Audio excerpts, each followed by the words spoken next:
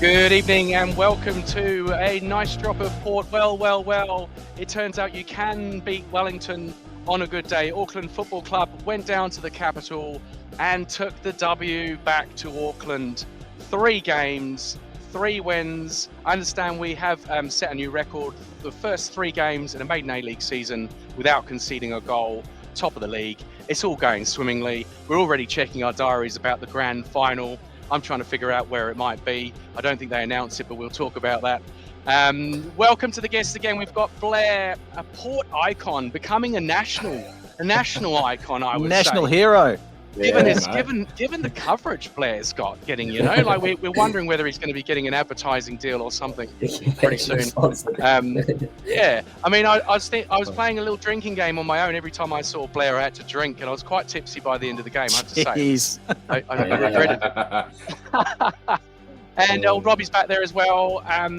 Wow, Jake Brimmer gets those 2 goals, and ringing in my ears was Robbie's prediction. He said Jake Brimmer will win us football matches this season, and there he was, winning us football matches.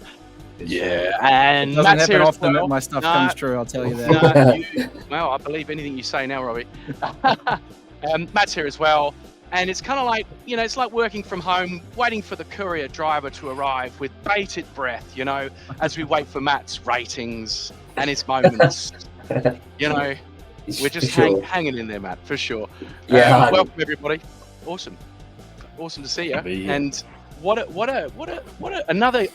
Could we have had a better start? Like 3 wins, 3 games, smashing it. It's easy to say league business, isn't it? 3 clean sheets as well. Jeez. 3 clean sheets. I want to go to Blair first, because Blair, as we said right at the top of this, Blair is everywhere. Like I'm sitting. This is the first game I've sat and watched at home, and I'm from the build up. He's in the build up. There's cameras, in the bars, and Blair's there. He's right again. Do you go to these games and make sure you sit right in the middle of the shot, Blair? Are you like thinking this through or something? Yeah. I think because I'm wearing the hat, they just sort of gravitate towards me. Like, oh, look, he's wearing a nice hat. You tell us before the show. How many interviews have you done this weekend? I did a Radio NZ interview on Friday, and then a Sky Sport one on Saturday at the Shepherd's Arms before the game. Just remember where you started, mate. Remember mate. your Don't worry, this is my home. That's right. That's right. Don't you go off to those bigger podcasts. What was it like? So you there all? Well, we know what you did. We saw you all day, but like, what was it like being in there, down in the capital? It was brilliant. I flew in morning of, jumped in an Uber, went to the hotel, dropped my stuff off, jumped in an Uber, went to the pub. There was about 30 minutes between the plane and the pub. And then got in there, got to the bar, Shepherd's Arms, and got into it. Drinking, chanting, setting off flares, all the good stuff. Was it well received by the locals? Because they wouldn't be used to this type of thing. Yeah, It wasn't fun down in Wellington. The Shepherd's Arms is pretty tucked away, so it's sort of we weren't really stepping on too many toes. You'd see the traffic going past, going, "Ooh, what's that?" and whatnot. And I remember there was one bloke across the street who was sitting in the window, and we gave him, "Give us a wave, give us a wave," and yeah. And when we started the march, we went round the corner between the pubs and that, and then we start coming up the hill, and all we see are all these old people on one of those heritage walks. There was about a dozen of them, and they were all just like, "Oh, what the fuck is this?" And we sort of go on past, and they're like taking pictures and all that kind of thing, and it was good fun. And then you guys, we could all hear you on the TV, and I mean, it's kind of a smallish area, but like you're making a lot of noise. What was the atmosphere like inside the cake tin? Library, mate. It was terrible. The Knicks fans were just dead silent all game. It was just. Eventually they sort of got going and copied one of our chants, and Phoenix. Oh no! But it is what it is. So they're giving it the large before the game, like going on about it, like they're going to stand toe to toe with us, and they're being outsung by 500 of you? Yeah. I think it was ended up being 600. 600. I believe in the away base. So solid turnout. And was it all the way through the game, songs, chanting? We did our best with what we had. So there was a few sort of quiet spots, but that was sort of the nature of the game. It was, very sort of combative in the middle, and sort of a lot was going on, but not much was going on as well. So yeah. It was one of those kind of games, wasn't it? Like, I mean, it was actually quite a nice experience for me to watch it at home. Because I could actually follow the game. I do find when I'm at the game, I don't know. I think I'm a bit ADHD or something. I can't focus on things. There's too much going on. It's like it's just too much going on for me. So I'm like, it was nice to watch it at home, and had the girls round, and we sat and had a Derby Day dinner and enjoyed the game. And then obviously it was kind of like I wouldn't call it a scrappy game, would you? I'd call it a kind of a pensive game. How would we describe this game? Congested is probably what I'd use. But I think it's just sort of the nature of both teams. Sort of both play sort of narrow with the fullbacks being wide, and so you end up with 16 players sort of just right in the middle. So lots of just sort of winning and losing of the ball. It's very classic arm wrestling. Yeah, if I'm not mistaken, the possession was 50-50, which pretty much sums it up. And so Blair's Adventures, you guys were all in there, the goals went in. What was that like when the goals went in the end? I think the port had sort of like, cool, 0-0. It's sort of like the game had slowed down a lot, sort of, it almost felt like both teams were sort of going through the motions. And then Oluwayemi gave up that pass, and it was just like, it was supposed to be like, did he just do that? It was still like, next thing I know, I got a guy on top of me, Yeah, we saw. Yes. We saw the lot. Yeah. And after that, it was just cheering, and then all the Phoenix fans started making their way out, and was it the full cheerio? Yeah, you've seen the port. Now fuck off home. And then I think we pulled out the fire drill one too. Yeah, is there a fire drill? Is there a fire drill? Because they started coming out leaving after the first goal, but then they started flying out after the second. Yeah, I bet. Yeah, it would not have gone down well. And then obviously you guys had a bit of a couple of sherbets in town, did you? How did that go down? Yeah, we went down the road and off to the Thistle Inn, just around the corner there from the stadium, and sort of hung out there till I was there till 9ish and 9:30ish, and then sort of we all went our separate ways. A few boys went deeper into town after having a big Friday, and we're continuing the party, and nice. Sounds all good natured. There was none of the the predictions before and all the stuff that was going to be a bit of trouble. Like obviously nothing like that at all. Yeah, we did a good job of keeping all that stuff under wraps, and not letting anything leak to the press. And all right, no phones. Exactly. So it may have happened, but this just wasn't recorded. Maybe. That's good. Now, I mean, I'm sure it was all just boisterous fun. Nah, it was just a bit of fun. Yeah, absolutely. It was like I say, it was great to see the game, and watching 2 goals right at the end. Fantastic. What did you make of? Let's switch to Robbie now. Like you've had a little bit of a look at what went on, and obviously to get down to a granular level, that first Jake Brimmer goal, take it away. I mean, it came about through a Wellington mistake, of course, and something that we've talked about on the show already. Yeah, and look, I will preface this by saying I'm not a coach, so please take what I say with a grain of salt. But this whole playing out from the back thing that we've talked about, I'm not a fan personally. I understand why teams do it. For me, it's about getting the right balance and just picking the right time to do it. Because you kind of missed it a little bit on the coverage live. If you do happen to see a wide angle of how they were set up, Auckland's press was right there. Like they were literally positioned. They couldn't be positioned any closer without it being illegal. So even just looking at that, 0-0, 80 late in the 80th something minute, just go long. You don't need to take it into jeopardize yourself like they did. Mm. But the fact that they tried it, okay, technically, so it starts with the keeper. He needed to pass that to Isaac Hughes's left foot to begin with, so that he could open out and play to his left back, who was open.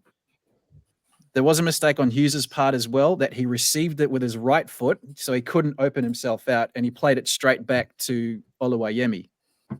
And that's where the problem kind of compounded. On the wide shot, you then see Oluwayemi with the ball at his feet. He had two players open to his right that he could have passed, yet he tries to thread the needle through the middle, and that's where Jake Brimmer, who, to his credit, kind of read the situation as well, was able to kind of shift over, and the ball came straight to him, and it was a good finish, So if you are gonna play it from the back, pick your moments. 1, 2. There's a lot of things, very small technical things that need to go right.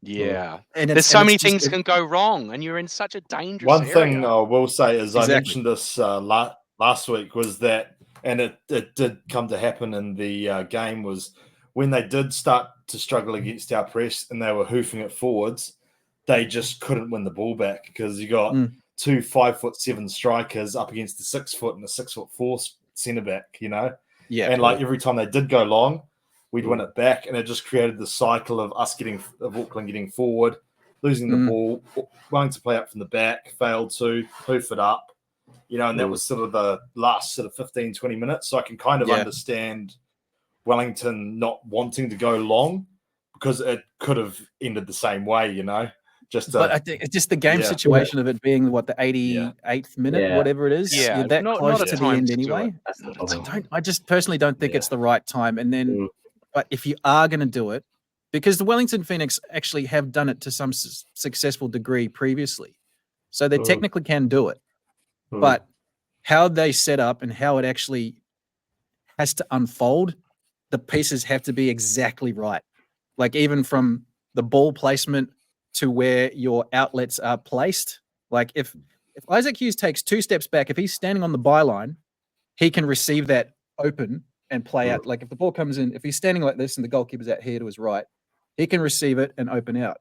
But the fact that he was literally in line on the 6-yard line with the pass meant he was facing the keeper that way. So he can only play it back that way. So Small minor margin. things, but it's you got to get it absolutely right if you're going to do it right.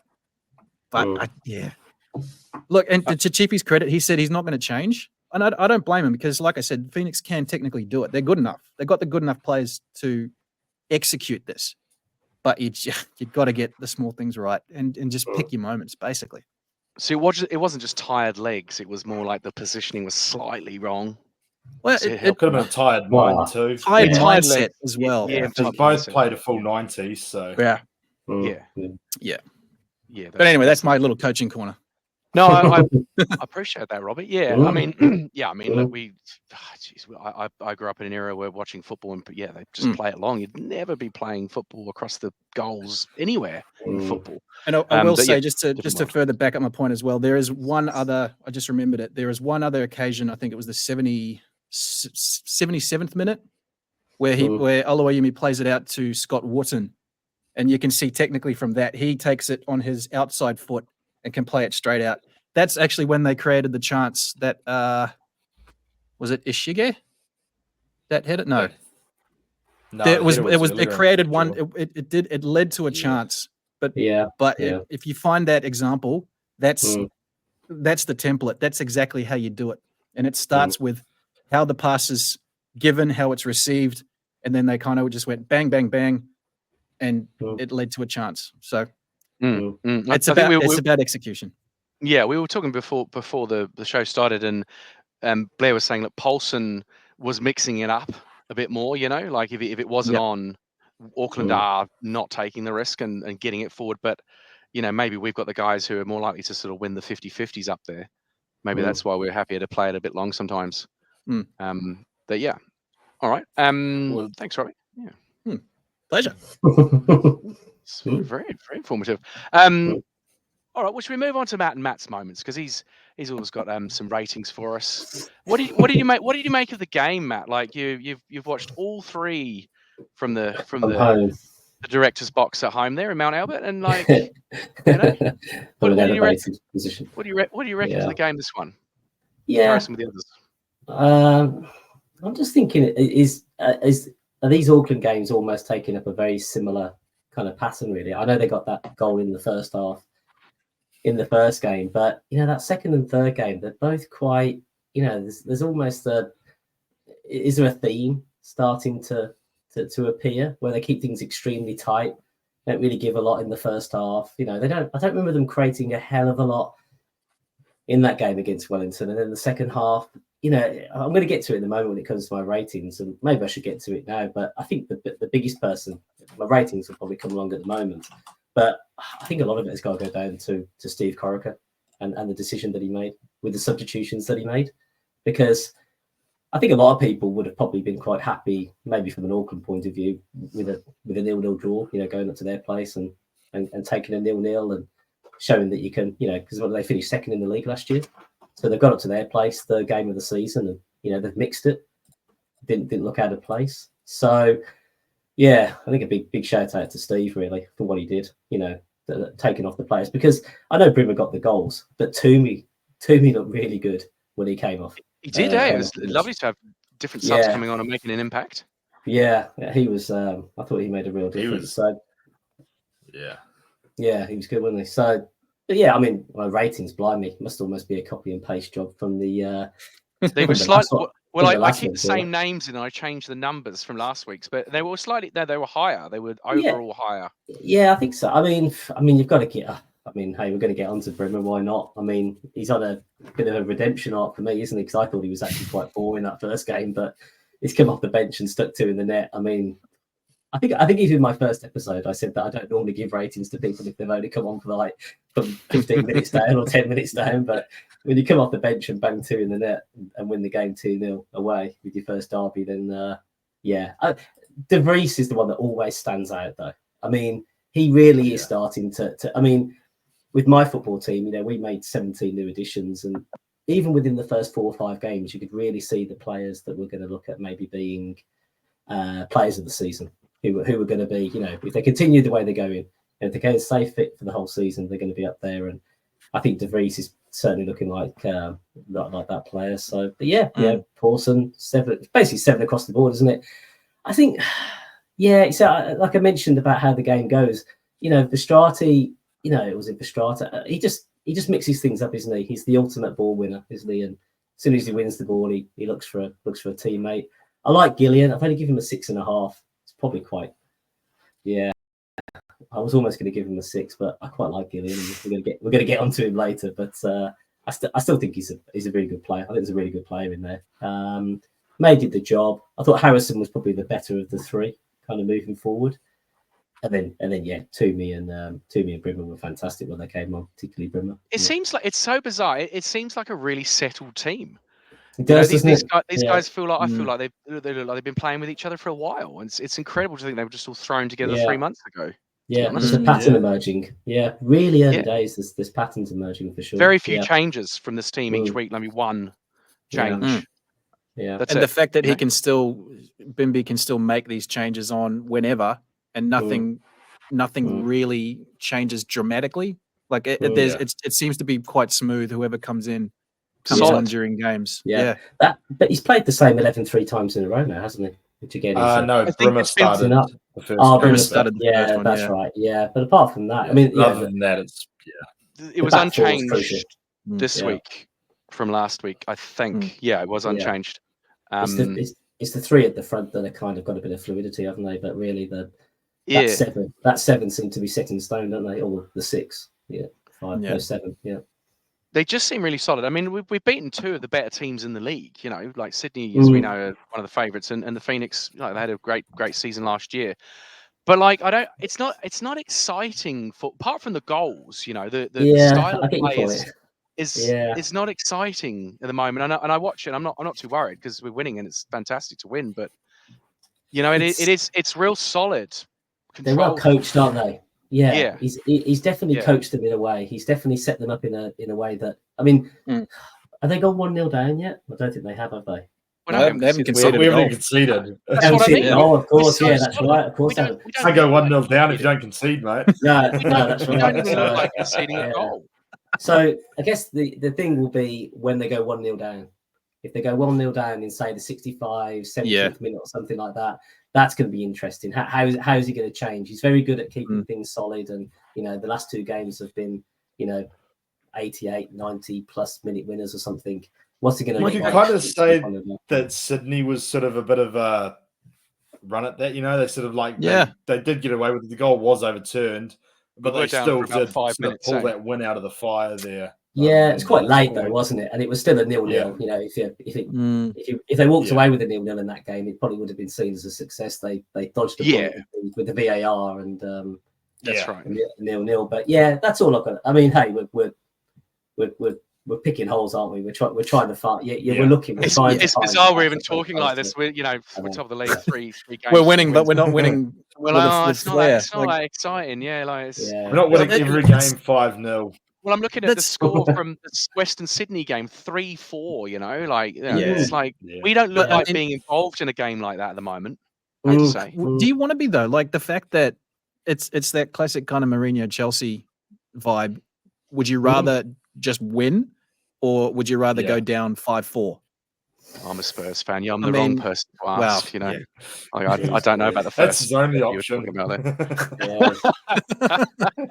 No, the Spurs option is going ahead and then losing late. Unless it's we're on a good run home against Man City. Yeah, it's 1-0 wins. You beat the Villa. Shout out for beating the Villa. Yeah, we're on a good run.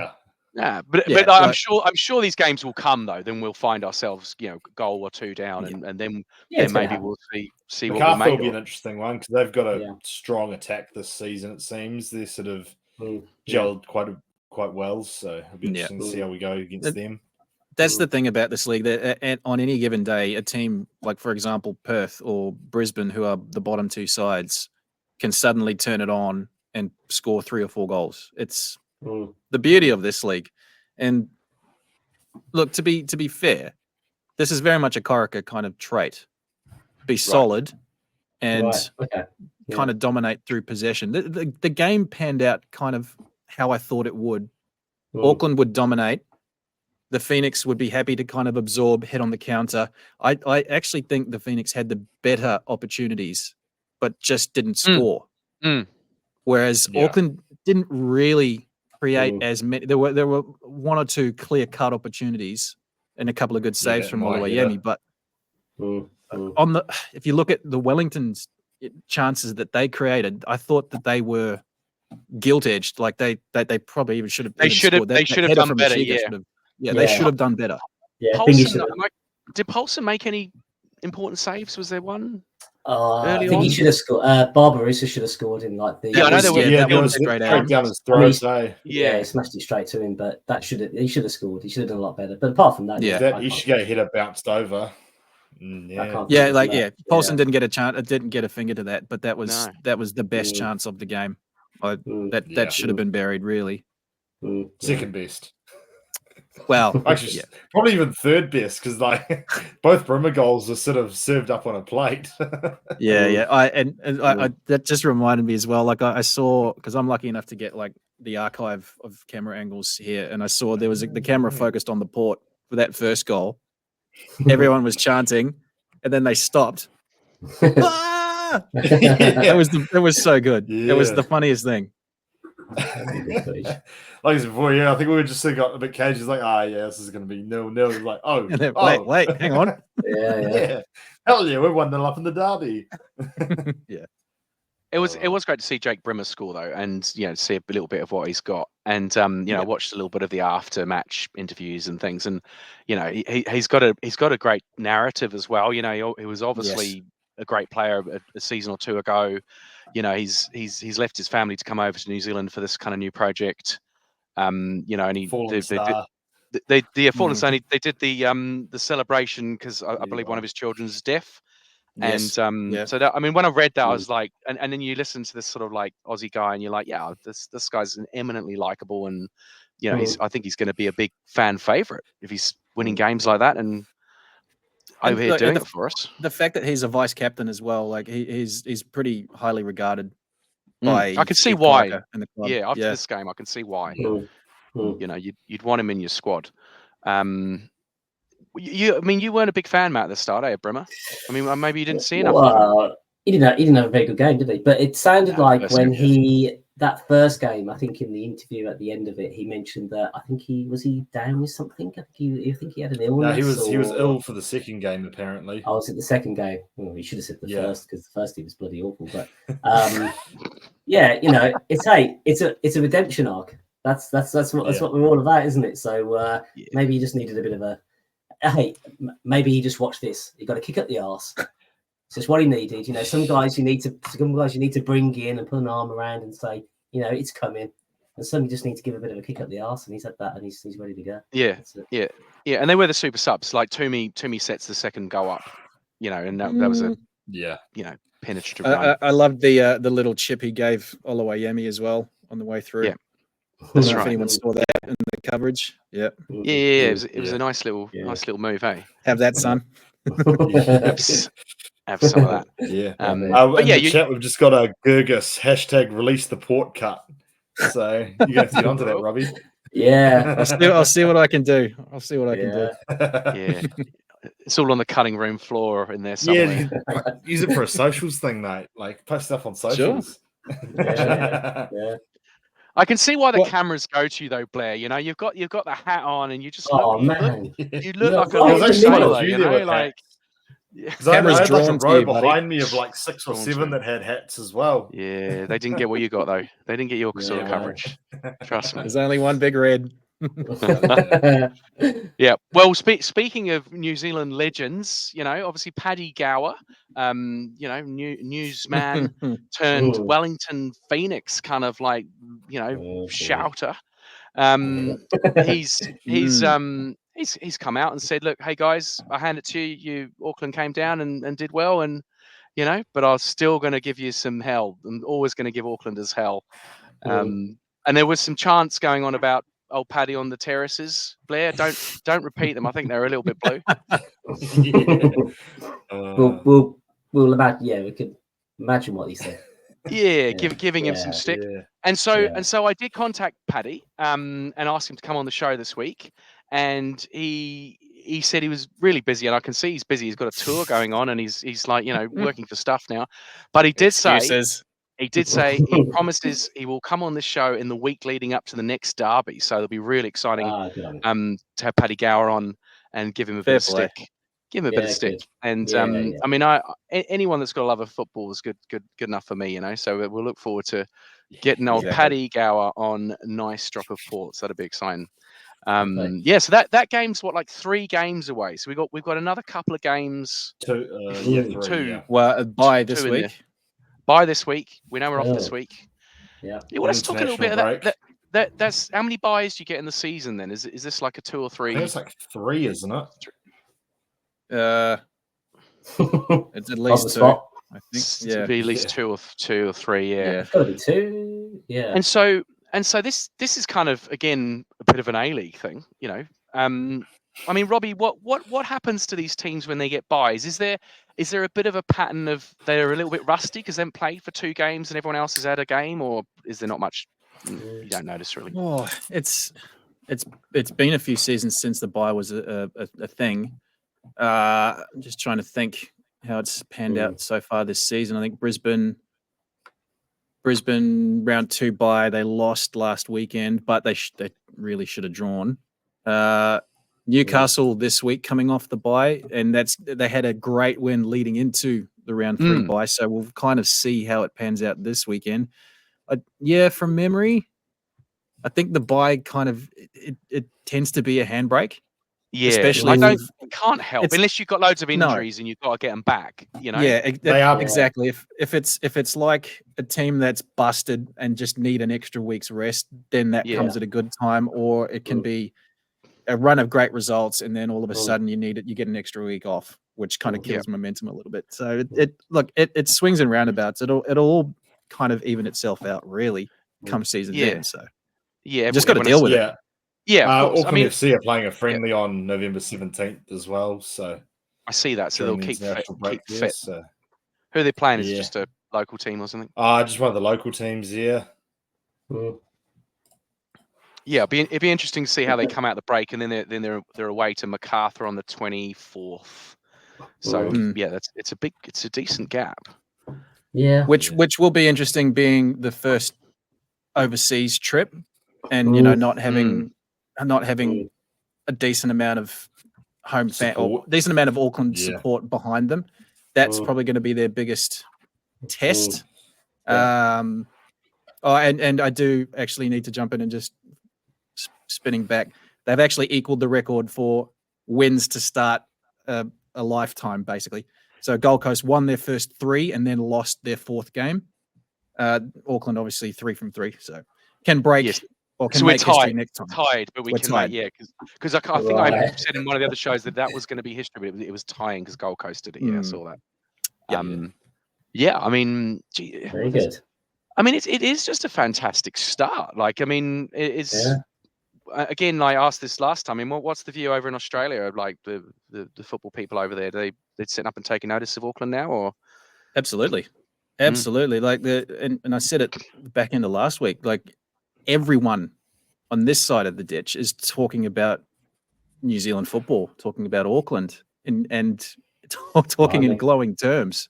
Like there's how do I put it? It's the club has just energized the league and kind of revitalized, refreshed. It's just because it's something new. It's like a shiny new toy. So I'm pretty convinced this will plateau at some point. It can't. I mean, it would be awesome. It would be awesome to do a Leicester City and just kind of like, there was points where like, this has got to end surely for Leicester. That's where I really come into my own when it starts to plateau. That's when I'll really start to shine. There we go. That's when it'll come out. Yeah. So do I. Like you just think over the course of 27 rounds, it's gonna flatten out at some stage, and it's just how they kind of bounce back to that. But a lot of experts here are very impressed with what they're seeing. Impressed with a lot of the new talent that they're seeing for the first time, like a Liam Gillian. So it makes a nice change. Having been in this country for 12 years, it's very refreshing to see and hear people talking positively about New Zealand. Yeah, and this New Zealand derby would have raised the level. Oh yeah. Interest. Yeah. I think what's quite good about the team as well, I should have probably mentioned, is that they've won games late 2 times in a row, which I think is really, really, there's a lot of teams out there that always seem to lose. I mean, I should know, being who I support. But we went through the season where we actually looked really competitive, but we used to concede late. We conceded late so many times. It's as if we switched off, or the fitness was gone, or there's something. But yeah, for a team to be scoring that late 2 times, I think that's a bloody good sign. Really good sign. They've got staying power. They can stay the games. Yeah. And they look solid throughout. That's what I mean. Defensively, we don't look like conceding goals, really, at the moment. No. I mean, I don't know if someone's going to tear us apart, but every second half has been better than the first. I think the first half is always a little bit to and fro, but Auckland, they just get better and better. As long as the second half, I wonder if they're just, I don't know. The data would be fascinating, because the managers are privy to data that we just don't see. The kilometres travelled and the fitness, and I just wonder if he's just got these guys like super fit. He's just got them, because Sakai and De Vries just runs up and down that left-hand side all day. I know it's incredible, and Sakai does as well. And Hall is as quick as he is at the end as he is when he starts. So. I wonder if they're just fitter than most teams. I wonder if that's the way they've gone as well. Yeah. And credit's got to go to Corica and the team that put this team together as well. It's a remarkable story. I mean, like you say, we did Leicester and went on and won the thing, or did really well. Like it's almost better than Leicester because like this is a brand new team. Like what history it would make. Yeah. So I guess we just got awesome. Just to see how we go. Well, the other thing I wanted to talk about tonight is a little bit of a rant of mine, and these are my own opinions and of nobody else's. And it's been brewing. It's been simmering. Disclaimer. It's been simmering and brewing. and it boiled over while watching the game from home, because every time there was a break, the old McDonald's ad just flashes up, change of shop McDonald's, and of course it's on the shirt sleeve, it's on the boardings, it's everywhere. And I think what it is for me is, look, we don't have to. I'm not going to bore you about obesity rates, but we are the third highest in the OECD. There's a major issue going on here in New Zealand with junk food, and it's everywhere. And I kind of I sat there watching it, and I thought, you know what, I remember being a kid, and you'd have cigarette ads at the sport, and there would be alcohol ads at the sport. All the teams in the 80s and 90s in England, they have Coles, more booze on the front, and we seem to have moved past that, because it's accepted that if you get into the minds of kids young with advertising, they're going to take up boozing and smoking or whatever. But I kind of feel like junk food's at that level, but it's like no one's talking about it. And it's like, for me, and it's also, and I'm going to disclaimer this by saying I know that New Zealand sport, especially at a grassroots level, actually relies on McDonald's to get a lot of sports, to fund a lot of sports teams. And I've been down to my kids went to the local club here, and all the balls have got Maccas on. And it's kind of like, I wonder whether there's a different way, and I know they need the money, but I kind of feel in 10 years' time, someone might play this tape back and go, old Dale was right there, he was right again, Any thoughts on this across the board? I mean, I know you guys probably like McDonald's, eating McDonald's, but put that aside, I do think I agree with you on that. They are quite reliant on that, Macca's money and whatnot, and providing grassroots funding, and hopefully with the how World Cup qualifications changed, and I think we get like 9 million or something just from qualifying for the group stages. Hopefully we can start moving away from that kind of thing and whatnot. And Is it just that we can't turn the money down? There's no one else offering that sort of sponsorship deal. New Zealand football isn't really sort of the richest of the confederations, But hopefully that'll change with if the Club World Cup becomes a success, because I think the plan is like a 50-50 split of that cash. So yeah. I feel like it's just that my gravitas with my kids is ruined, because I'm like, nah, we don't want to eat McDonald's, and then boom, it's all over the There it TV, and I've been telling them, we're going this football team. What do you reckon, Matt? That's a hard one. You silly a bit, Matt, isn't it? Yeah, I mean, it is a tough one. As much as you used to. No, well, vegetarian now, eh? Vegetarian, yeah, exactly. Yeah, I understand that. I can see why the sponsorship and the money. I just when you're watching the game, it just seems really, really intense. It really is. I think there's a bit where from home it seems more intense. There's a bit in the game where the screen gets smaller, so they can take the border, they can take the bottom, and they have the border of the screen, and the yellow bobs along, and then the McDonald's comes along. That was the final straw. I was like, nah, enough. I'm like, just stop it. I'm not going to go to Maccas and buy lunch. I'm not doing it. They do that I've got my salad. Yeah, I've got my salad. They do that in the NFL. They do that in the American. It's almost like American. You think they kind of zip down and then go back in. Well, those American sports are pretty much built around adverts almost. Advertising. It's just that they have with break American in the NFL and then ad, and with American football though, there's gaps. There's bits where there's nothing happening. There's stoppages. So but with football, there's a bit where the football never stops. There's it kind of does, but it's a lot more free flowing. And the bit where the ball goes off into the corner and there's going to be a tackle, and the screen just went like that. I know. I mean, we've all got pretty big screens now, but if you haven't got a decent sized screen, you'd find it hard pressed to be able to say what the bloody hell was going on. So what's the I mean, you don't need to say too much, Robbie, about this, but I know Australian sports, the old KFC are quite in the big bash and whatnot. Is there ever talk about simmering this stuff down a little bit in fast food advertising? Specifically with fast food with sport, junk with food sport advertising in general, yeah. Look, it's a tricky one, just because it's the advertising money that it's hard to turn down, and it's about making it as seamless as possible into a coverage. And I think because the nature of our game, it's so free flowing, and there are no natural stoppages. We can't take ad breaks in game anyway. So it's finding that balance. And look, they're called squeeze backs. You squeeze back the vision and you see, around the outside, the sponsoring. I think that's the sacrifice. Unfortunately, that needs to be made.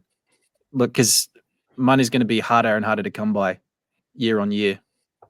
That's just the way it is at the moment. So, we're all traditionalists, and I don't like it either. But it's kind of a necessity just to keep everything's afloat. And it's actually stopped me buying the shirt, I have to say, because the Maccas logo's on the thing, and someone was running on Reddit and had exactly the same views as me in the week, and I was like, well, I'm going to say something on the podcast because I'm not the only person, and I might buy one of the shirts without the Maccas on it. But yeah, look, I think we can all agree we'd sort of rather not have it, but it's a necessary evil. The other thing that I pointed, I actually messaged you guys at the beginning of the game was in the warm-ups for the game, old Pinnaker's doing an interview. And I've seen this in the cricket. I've seen it in the cricket. I've seen them in the cricket doing it on the big bash. They do that during the game. They do it mid-game. Yeah. I know they do in the fielding. game in the cricket. Yes, and I know, I'm about to bowl one up now, and but it's the first time Brendan McCullum.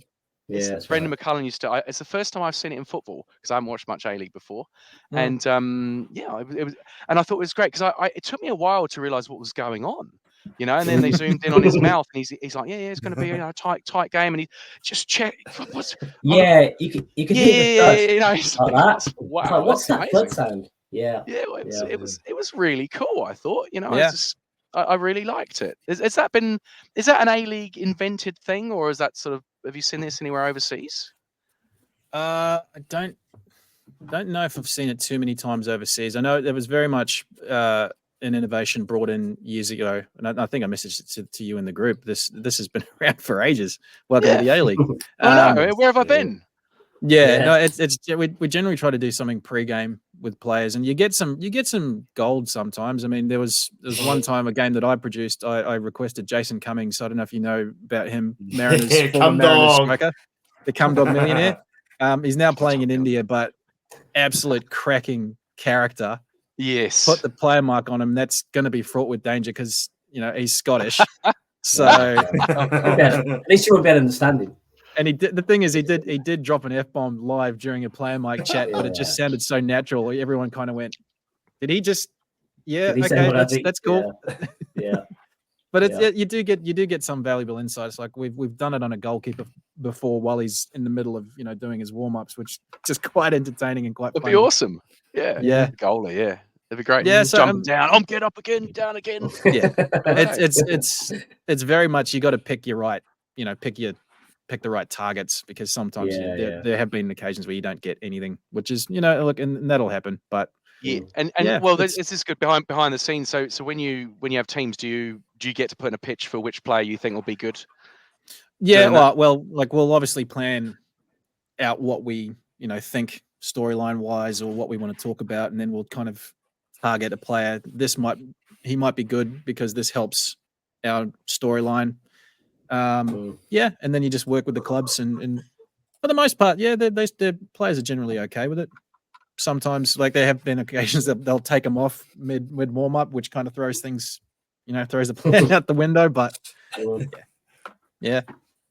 I wonder whether we need Blair cam before the game next time. From the port. What about from the port? That'd be cool. Yeah, just wear a GoPro. Yeah, like I said before, release the port cut. Yeah, there you go. Port cam. I'm surprised there's not a doco being made on you, Blair. There's a doco being made on the port. So is there? Oh, really? Yeah, one of the port boys has got he's got a real nice camera. He's accepting footage as well from the games and whatnot. So nice, awesome, lovely, yeah. And I've kind of thought maybe we should do a live in-person podcast before the Wellington game, from Lily World or something. I mean, that could be fun. Interesting or something, and that'd be fun. Really, and set up. Yeah, be trying to because we've got Robbie coming over, for the game. The Wellington. I'll be there. I'll be there. Yeah. Matt's going to come down. Yeah, I'll come down. I have to go. Have you checked whether you've got to go shopping or something? Or golf. Or golf. Golf. Yeah, Derby day. I'll check first. Yeah, get the golf out of the way. Get the shopping. Yeah, out of the get the way. shopping done, get the golf done. Yeah, get all the paint. I don't think I'm painting that day or fencing. or No, anything no like fences that, to creosote that day. It should be okay. Yeah, I'll put the put the creosote away that day. Yeah, I'm giving him a ticket. I'm getting him to the ground. It's, No, we'll I'll get you come down. down for that for sure. Yeah, for sure. Nice. Yeah. Get That's, in. that's good. That's good. Yeah. Yeah. Well, it's going to be a few weeks before our next game, as we said before. Yeah. I mean, the other A-League roundup. I did mention it before. There was a high scoring game at Western Sydney Wanderers. 3-4. They lost at home. What was the other pick of the games of this weekend, Robbie? In the A-League victory, got a victory. Brisbane, Sydney, surely. Yeah, Brisbane, Sydney. Yeah. So I produced the coverage for that one. That was 3-2. Second half was far more interesting than the first, but With all the goals in the second half. What a goal to win it too. Kaczarski, absolute screamer. Look, and he is such a good talent as well. So if there's one name to remember from Sydney, Jaden Kaczarski is a local kid, come through the academy ranks. He has got this habit. He is very much, well, I don't want to draw the comparison, but just in terms of a name, he's Ole Gunnar Solskjaer. He'll come off the bench and score winning goals. And he's done it he's done it so many times now. Did he play against us? Did he came off the bench? I think he came off the bench. Yeah, we didn't get a goal. He's one of those kids who kind of, because there's so many big names in front of him, like 89th minute he came on. There you go. So he's generally comes on late. He's I think 22, 23 now. So he's kind of getting into that stage where he's got to be thinking, if he's not getting game time, maybe it's worth me moving, because I think he is a starter at any other, half decent club. But he's a good young talent. Yeah. Actually, segueing back, injury too recently. They lost Lolly and one other, I think it was. Yeah, they've had a few injuries, Sydney, but they're winning games. Western Sydney Wanderers winning games as well. The high scoring game. There's a bit of a question mark around the Wanderers. I don't know if you've seen much of the A-League chat, but the rumor mill is that Martha's not happy at the Wanderers, and there's based on what we've seen, they could be in a little bit of trouble. What's the goss then? What's he not happy about? He's living down there in Sydney. It's a polite way of putting it. Not a fan of how things are set up coaching wise. This feels like like a Roy Keane going to Ireland. Unhappy with the pitches, unhappy with the tea. I had to say that. You remember that? Mick McCarthy, Roy Keane. Yeah. Because I mean, it's a good point. Like he would be used to top level. His whole career in the Premier League. Yeah. Step down. So if anyone's watching on YouTube, Gergis's comment, yes, agree. That's exactly what it is. I won't repeat it. I've got the comments open. I haven't got it either. I'll have to have a look. Yeah. So do we think he might shoot off? I don't know. Look, it's very early in the season. Look, he came in relatively late. He's only played 10 minutes before the prior of the season in like a year and a half. So he's still coming to grips with getting back to match fitness, fitting in with the new team, new coach. He's not really a character to sort of kick up a big fuss and exactly. He'll persevere and he'll expect a coach change or whatever. But if he's not a volatile personality, no. Yeah, he'll make his way out if he's on a 1-year deal. He'll just make his way out quietly, and Is he playing all the games though, or is he getting subbed on or off? Is he? He's building up minutes, but he got subbed off at halftime against Adelaide when the damage was kind of already done. And it's a hard one, but I think there's a little bit of work that's needed between players and club and coaching. Yeah. Here's a question: Can A-League teams bring in players through the season, or is there like a cut-off transfer? The January transfer window. Yeah, free agents can be registered whenever as well. Can't they? Free agents. Yeah, right. Yeah, but it's closed now. we can't Yeah. bring anyone. The in window is till closed, but if there's a player that's unattached, I'm pretty sure that they can come straight in. Yeah. You can sign them. Yeah, that's what we do. Yeah, that's how the UK works. Yeah. I play a lot of Football Manager at the moment, so like, I bring a lot of free transfers in. I'll strap the squad. Taking a gamble. He looks all right. I'm taking Swansea into Europe at the moment. Don't worry. I beat out Ange Postecoglou with an Auckland FC save. 41 games unbeaten. Wow. 23-3-0. I'm loving this. Wow. How do you get to do Auckland FC? Do you have to bring in some sort of I downloaded Asian expansion database that added Auckland FC. Wow. So, yeah. Dedication. Like it. Nice. Well, back to Auckland FC. Tell me about this grand final. Like it feels like a long way down the track, and there's a lot of games between now and then. But like, do we feel like we're on target to even just get in these playoff places and have a go at this? 100%. I think as of right now, one of the title favourites. Like as of right now, it's probably us, Sydney, and Melbourne Victory that are sort of eyeing up the number one spot. And yeah, what are we down? What are we down to? We were 16-1 a few weeks ago. What are we down to? Shorter odds now. Good question. It's a good question, eh? That'd be at least half of that. Who's quick on the buttons? Yeah, he bets a lot. Who's got the betting apps open all the time? Not me. No, neither. Unless it's cryptocurrency. Yeah, I don't really do that. Yeah. Although I will say, I think we all missed a trick not getting the Melbourne Cup winner right. Oh yeah, that's right. I saw that. My case in particular. So we finished work early, went out to a club in Manly. It was hosted at Auckland House. The winning horse, and the jockey's name was Robbie. And I didn't even see the signs. Just filthy. Emptied your bank account out and got in the close to retiring. Yeah.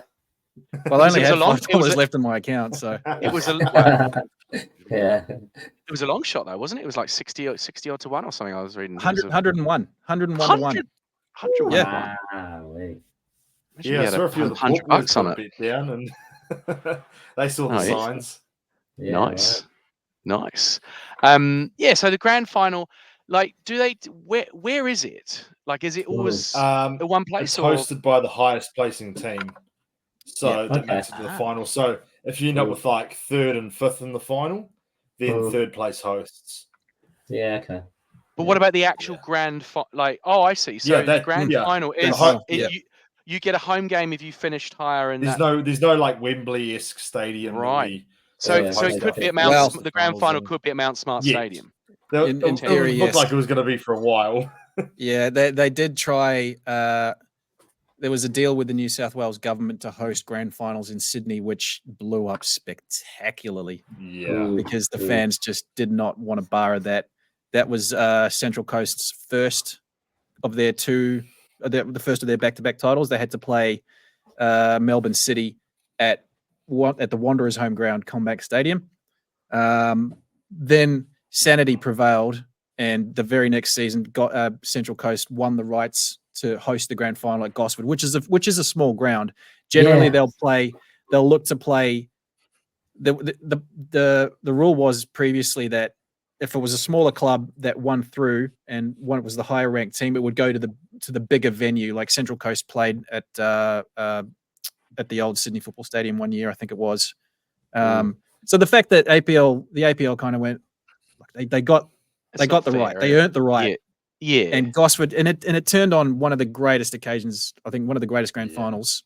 And I don't know if you all saw at the very end at full time, the crowd invasion, the pitch invasion. Yeah. That's one of the most enduring pictures of the A-League. I think that will go down in history. That was a magical night. So yeah, it could conceivably be held in New Zealand, Wellington or Auckland. Yeah, it's a possibility. Wow. Yeah. What a story it would be. What a story it would be. That'd be pretty cool.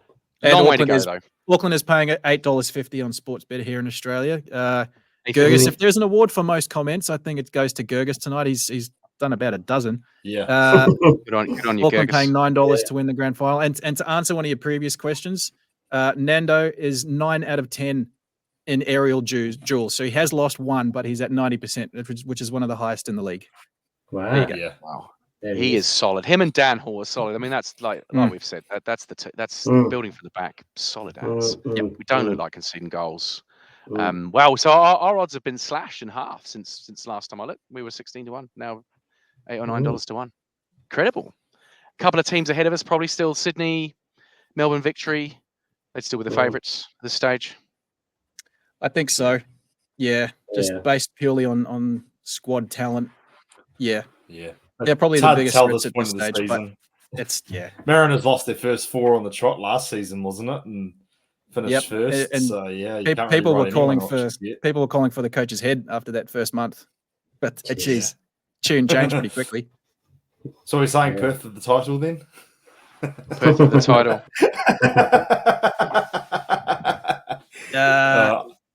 I'll just I'm joking. When do we play Perth? I'm looking forward to playing Perth. Yeah. Get them up. Yeah. So we got to buy this weekend. What are you going to do with your time, Blair? Have you got any other hobbies? Yeah. Is it long now? Is it? It's been neglected. No, I did it the weekend before I flew off to Wellington because I knew I wasn't going to be able to do it after that. So yeah, I'll probably get out and do something like that. I did some drainage up back, so I'll chuck some topsoil on there, and yeah. Love that. You're such an adult, Blair. Jeez. Yeah. Cheers. Because when's the trip to Sydney? There's a Unite round, isn't there? Is that next year or late this year? No, Unite round is the MacArthur game, but the Port of Call, which is where the game they're basically the Port are aiming to send a large group of fans to. In April 12th versus Sydney. Yeah, that'd be fun. That'd be fun to get over to. That'd be good. Yeah, the Port they're trying to get like a whole package together. So like flights and hotels and all that together, and Have we figured out who's running this Port yet? Is it just a couple of people, or is it just heaps? Or is it the club itself? Is it the club itself? Eddie Gallup? Did we get anywhere with that? Like, I think we even I think Ethan from the Phoenix fan group he reckons Paddy's got a bit mixed up there. Well, we'll have him on the show. Hopefully, he'll be able to tell us his sources. Yeah. But speaking of the Port, it seems sold out for the derby. So wow. This far out. That's awesome. Yeah, like that, or then maybe they're withholding some tickets for Port members or something, or I don't know. Yeah, but it's not available on Ticketmaster anymore. So yeah, but you'll be able to get us in though, right? Yeah. Oh. Sounds like a you problem, mate. I got a season ticket. New Zealand icon Blair. Of course, use your connections, mate. Your TV connections. I plan to, but yeah. Is it because we were 24,000 for the first game? Can you get many more in there, Mount Smart? Would it go up to like 30 or? I think sort of like 25 is sort of pretty much. So not many more than we had first game. No. Yeah, 24. That was like borderline complete sellout. Yeah. Because I always think that back bank there is weird because like you could get loads on there, but how would you? You'd have to take the slide down though. Do you want to? Don't take the slide down. I could see them doing like temp seating or something for if we make the final, or squeeze out a few thousand and max it out. Long way to go. Long way to go. Yeah, long way to go. Well, awesome. Hey, I think we'll wrap up. But yeah, like we'll have a week off next week from the show. And international break. Any was going to the All Whites games? No, not going to the All Whites. Are you going, Blair? Yeah. I'll try to get to the Friday one in Hamilton and see what I'm doing Monday night. And Ooh, Friday night in Hamilton. Ooh. Yeah. Careful. That's an underrated night out. I will be honest. Yeah. I'm familiar. Don't worry. With your newfound fame as well, could be a good one. I can just say, but don't you know who I am? Let me in. All good, guys. All right. Well, have a great weekend. And yeah, we will enjoy the week off. And yeah, we'll get back into it before the MacArthur game. Yeah. Enjoy a footballless weekend. Although of course the Premier League carries on. Yeah. A-League which still is A-League lovely. as continues. well, You can mate. feel free to Rob- watch the A-League, guys. I might do. Oh, yeah. Well, Wellington playing? I might watch Wellington. Yeah, you can watch the Phoenix. Yeah. Actually, I'll pull There- it up. I'll pull it up. They're away to Central Coast Mariners. Away There to you go, Central Darren. Coast. So they Oh, go to that'll be a Gosford good one. in front of Is the that a Sauce Saturday? Bottles. Saturday or Yeah. Sunday? Yeah, what time is that? Sunday at 4 o'clock Australian time. So that'll Perfect. be 6 p.m. 6 your p.m. time. Perfect. That's right. I'm Victory loving Roar these as well. Saturday at 7. kickoff times. They're good times, good aren't one. they? Yeah. Oh, Yeah. for you and I, Matt, we're like, wow, this is amazing. Like, it's the Yeah, middle of the yeah. day. Yeah, I'm it's watching brilliant. football. Yeah, Like, it's let's- pretty good. yeah, it's Like, weird, but cool. Waking up in Yeah. the morning. Oh, it was, yeah. Well, Like, you know what? I, I'll even set up a tipping comp for us four. I know we're 4 rounds in, but I'll set up a tipping comp Hell just yeah. to kind of see how you guys Oh, yeah. actually watch the I need games. yeah, I want to up my knowledge level. You know, I want to up my Yeah, knowledge. you we're go. quite bad at the moment, aren't we? Yeah, we're just Leave it with me. Yeah. I'll set something up. You do We'll it, we'll Yeah, review it. I'll get a fat. I'll start a fantasy league too. Well, Yeah, I'll- I'm in into all that. I'm ready to crush you, fellas. I'm into all of it. Can you pick Oh. 11 DeVrieses? Can you just go 1 to 11 DeVries? Well, you would, wouldn't you?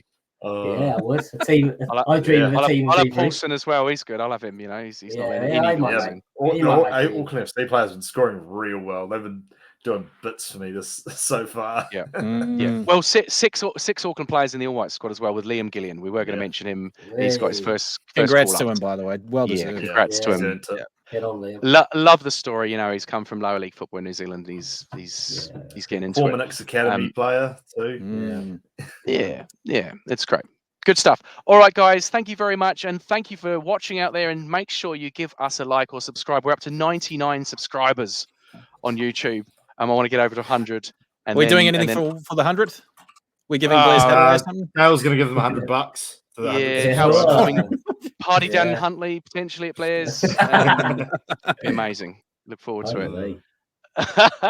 All right, guys. Thank you very much for watching, and thanks to Blair, Matt, and Robbie for coming. It's been a joy, and we'll see you in a few weeks' time.